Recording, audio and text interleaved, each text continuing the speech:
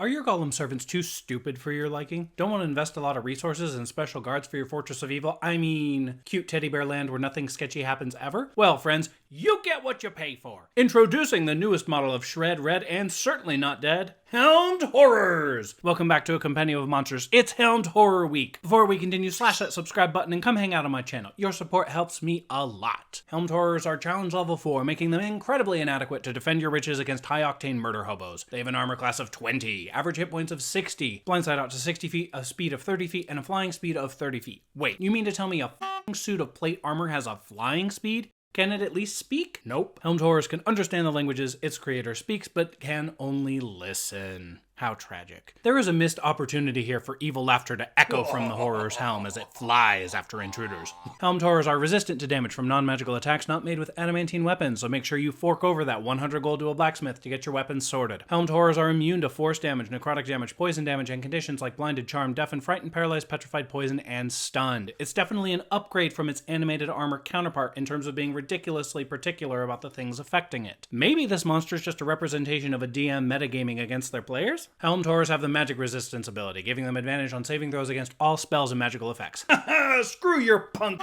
magic. However, you'd think the abilities would end there. Helmed Horrors have a unique ability called Spell Immunity, which makes them immune to 3 spells chosen by its creator. Naturally, 2 spells the creator would choose are Fireball and Lightning Bolt. But what about the 3rd spell? It doesn't matter, it turns out. There's no wording limiting how long the Helmed Horror has to keep specific spell immunities. As a party progresses through a dungeon that has Helmed Horrors, a savvy big bag could easily shift 2 of the 3 immunities to hard counter the party's magical tactics. That seems like some bold, yet it's perfectly within the rules. This alone should really augment the challenge level of the Helmed Horror, though it's difficult to estimate by how much. Helmed Horrors have a basic multi-attack that allows them to slash twice at unsuspecting fools trespassing in the lair. The attacks deal basic longsword damage and account for additional damage if the sword is wielded with 2 hands. But look at this picture. Just take that in for a second.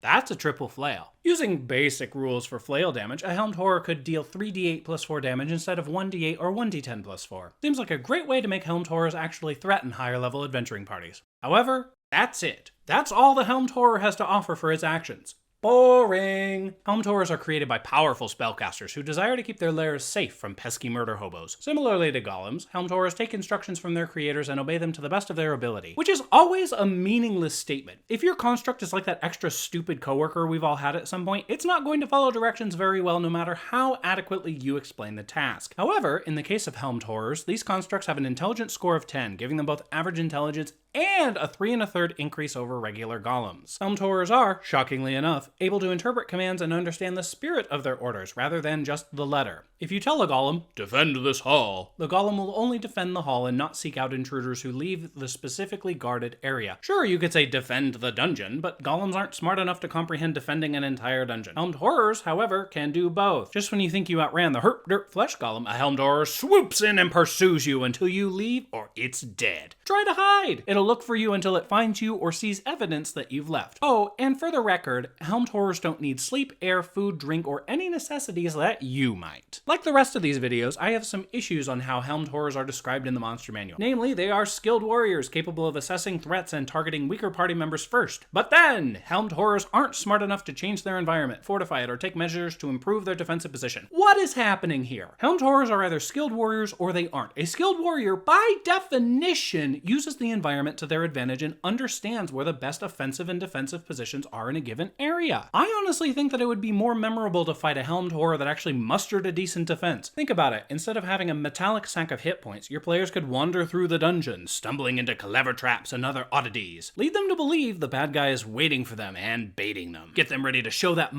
what for until suddenly it's just a Helmed Horror toying with them. Sadistic? Possibly. Helmed Horrors also really ought to have the false appearance trait, which would allow them to look indistinguishable from ordinary armor until they attack! I don't know what's up with this red glow mumbo jumbo, but your Guardian armor should be able to have the element of surprise on their side. Otherwise, player characters will definitely hear it or see it coming and reasonably hide or run the other way. As a side note, I am incredibly disappointed that Helmed Horrors canonically don't have a special ability involving their helm. They are animated by the red glowiness inside the armor and only require the armor for protection against non-magical, non-adamantine damage. Why name them Helmed helmed horrors at all. Since they're always carrying a shield, let's call them sword boards. Especially since sword and a bashed metal plate with handles doesn't quite have the same ring to it. You heard it here first. DMs, helmed horrors have an entire layer at their disposal, and the potential to use their environment to inhibit the party is limitless. Just remember that helmed horrors are of average intelligence, meaning a helmed horror's defensive plans won't be 20 steps ahead of your party, but they certainly could plan reactively to how the party behaves. Does your party insist on looting everything? Have your helmed horror covertly guide them to a room with a large, hungry mimic. Or several mimics, if watching the world burn is your favorite pastime. Players! Depending on your DM, you're either dealing with a strategist or a sack of hit points. Protect your squishy party members and make sure to invest in your weaponry before you discover your attacks do half damage at best. Remember, damage rounds down. An attack of 1 damage halved is technically 0 damage. Anyways, what do you all think of helmed horrors? Let me know in the comments below. Thank you to my patrons for helping make this content possible, and thank you all so much for watching. If you enjoyed this video, please hit that subscribe button, smash that like button, share my videos on your Twitter, Facebook, or other social media, and consider becoming one of my patrons on Patreon. Seriously, even the $1 tier helps me out. I'll see you all next time.